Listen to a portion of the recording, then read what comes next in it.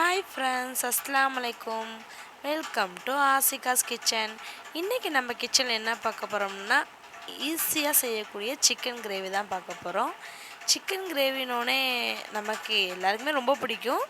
இந்த மாதிரி ஒரு நாள் ட்ரை பண்ணி பாருங்கள், உண்மையாக சூப்பராக இருக்கும். ஃபஸ்ட்டு ஒரு பேனில் தேவையான அளவுக்கு எண்ணெய் ஊற்றிருக்கேன். எண்ணெய்ங்கும் போது ஒரு 3லேருந்து 4 ஸ்பூன் அளவுக்கு ஊற்றிருக்கேன். அதில் ஒரு 2 வரமிளகாயை கட் பண்ணி போட்டுட்டு, அதோட கட் பண்ணி வச்சுருந்த ஒரு 4 பெரிய வெங்காயம் எல்லாத்தையும் போட்டு நல்லா வதக்கிடணும். 4 பெரிய வெங்காயம், 2 வரமிளகா ப்ளஸ் நம்ம தேவையான அளவு எண்ணெயை ஊற்றி நல்லா வதக்கிக்கணும்.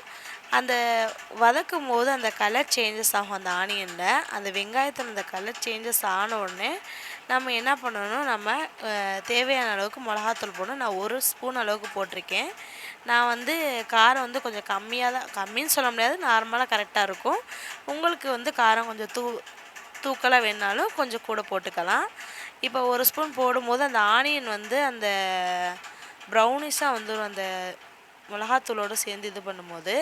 அதுக்கப்புறம் கட் பண்ணி வச்சுருந்த ஒரு 3 பெரிய சைஸ் தக்காளி போட்டிருக்கேன். தக்காளி 3 பெரிய சைஸு. இப்போ நான் எடுத்திருக்க சிக்கன் எவ்வளோன்னு கேட்டோம்னா ஒரு 1/2 kg. அதுக்கு தக்கனதான் நான் அளவு சொல்கிறேன்.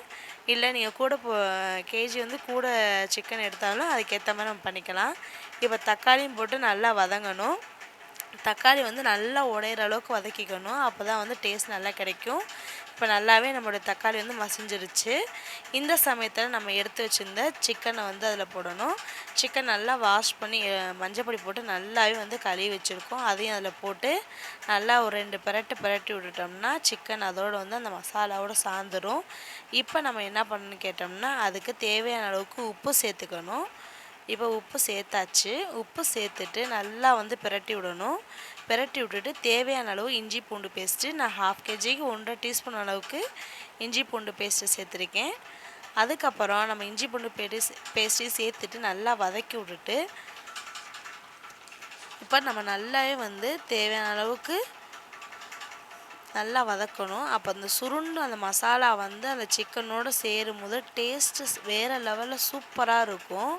இன்ஷால்லா நீங்களும் இதே மாதிரி ட்ரை பண்ணி பாருங்கள். இப்போ நம்மளுடைய மசாலா எல்லாம் அதில் நல்லா சார்ந்துருச்சு. இப்போ ஒரு 1/2 லெமன், ரொம்ப வேணால் 1/2 லெமன். எதுக்கு லெமன் சேர்க்குறோம் அப்படின்னு சொன்னோம்னா, அந்த சிக்கன் சாஃப்ட்டு கிடைக்கும். நம்ம ஒன்று போன்லெஸ், அதாவது போனோடு சேர்த்தோம்னா சிக்கன் சாஃப்டாக இருக்கும். போன்லெஸ்ஸாக இருக்கிற சிக்கனுக்கு லைட்டாக லெமன் சேர்க்கும் போது அந்த சிக்கன் ரொம்பவே சாஃப்டாக இருக்கும்.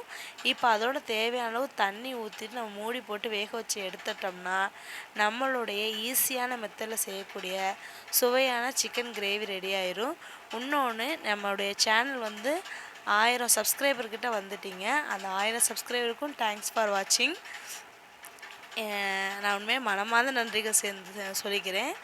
இப்போ நம்மளுடைய சிக்கன் கிரேவி ரெடி ஆயிடுச்சு.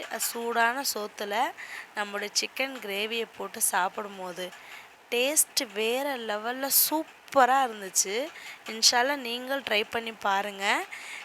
இந்த வீடியோ இது வரைக்கும் நம்ம சேனலை பார்க்குறவங்க, சப்ஸ்கிரைப் பண்ணாமல் பார்க்குறவங்க நம்ம சேனலை சப்ஸ்கிரைப் பண்ணி பாருங்கள்.